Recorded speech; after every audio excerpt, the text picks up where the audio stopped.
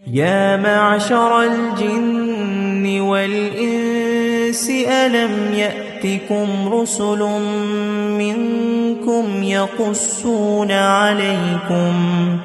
يقصون عليكم آياتي وينذرونكم لقاء يومكم هذا قالوا شهدنا على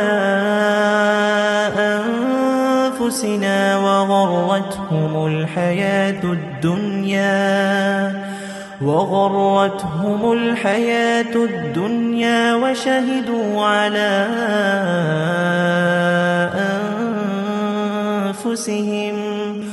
وشهدوا على أنفسهم أنهم كانوا كافرين.